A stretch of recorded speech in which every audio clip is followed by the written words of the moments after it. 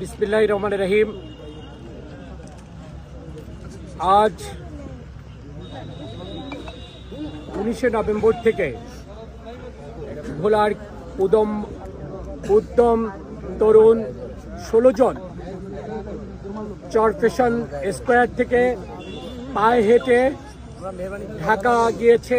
এর প্রতিমধ্যে তেঁতুলিয়া নদী এবং পদ্মা নদী পাড়ি দিয়ে জীবনকে বাজি রেখে, জীবনকে উপেক্ষা করে এই তরুণেরা ঢাকা পৌঁছেছে।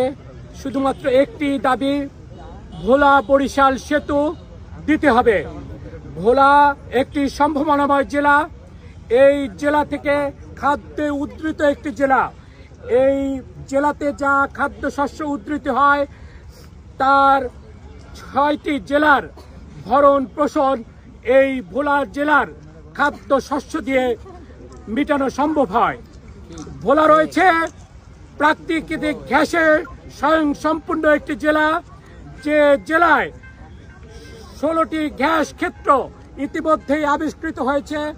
এখানে রয়েছে নদীর বঙ্গোপসাগরের পাদদেশে অবস্থিত বিধায় প্রাকৃতিক সম্পদ সিলিকন, যেটা ইউরেনিয়ামের কাজে ব্যবহৃত হয়, তা ভোলা জেলায় পাওয়া গিয়েছে।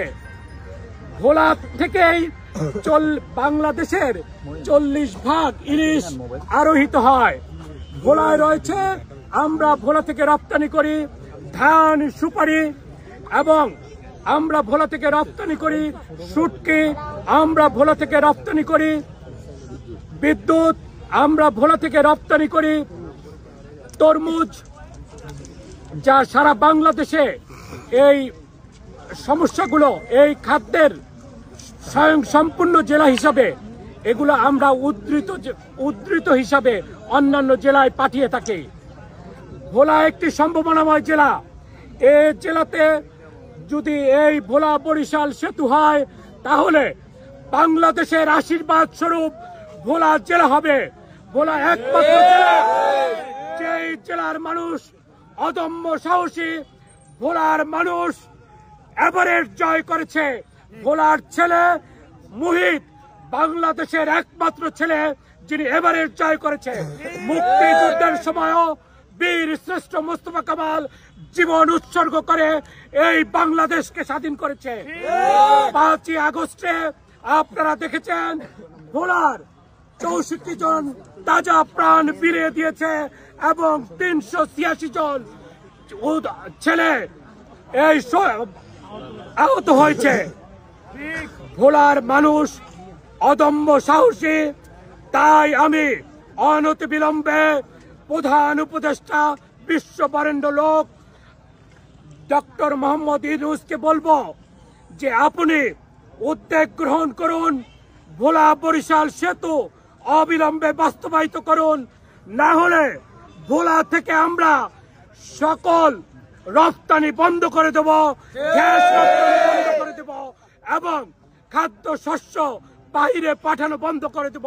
ভোলা একটি স্বয়ংসম্পূর্ণ জেলা। এ জেলার মানুষকে বৈষম্যের শিকার, আজ অনেক বছর ধরেই ভোলার মানুষ বৈষম্যের শিকার। আমরা দাবি করছি ভোলা বরিশাল সেতুটি অনতিবিলম্বে আমি কার্যকর পদক্ষেপ গ্রহণ করুন। আপনার কাছে বিনীত অনুরোধ, আপনারা যদি জীবন চান জীবন দেব, তারপরেও আমাদের এই দাবি আপনারা মেনে নেন। অনতিবিলম্বে ভোলা বরিশাল সেতুর কাজ শুরু করুন, এই আশা এবং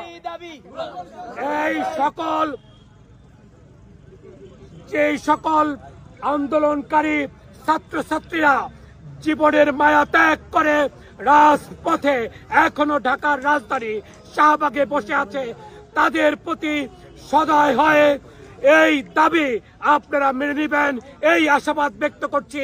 না হলে আমরা বৃহত্তর আন্দোলনে যাব। এটা আমাদের অহিংস আন্দোলন। আজকে মোমবাতি প্রজ্বলন করে আমরা অহিংস আন্দোলনের ঘোষণা করছি। আমরা ভবিষ্যতেও অহিংস আন্দোলনের পক্ষে, কিন্তু আমাদের ধৈর্যের বাঁধ আপনারা ভেঙে দিবেন না। এই আমরা যেন এই অহিংস আন্দোলনের মাধ্যমেই আমাদের দাবি পূরণ করতে পারি, এই আশাবাদ ব্যক্ত করে সকলকে ধন্যবাদ জানিয়ে সকলের সুস্বাস্থ্য ও নিরোগ ও দীর্ঘায়ু কামনা করে আমি আমার বক্তব্য এখানেই শেষ করছি। বাংলাদেশ জিন্দাবাদ। ভোলা বরিশাল সেতু ইনশাল্লাহ হবেই হবে। আমাদের দাবি মানতে হবে। টাকা লাগলে টাকা নাও, গ্যাস লাগলে গ্যাস নাও। আমাদের দাবি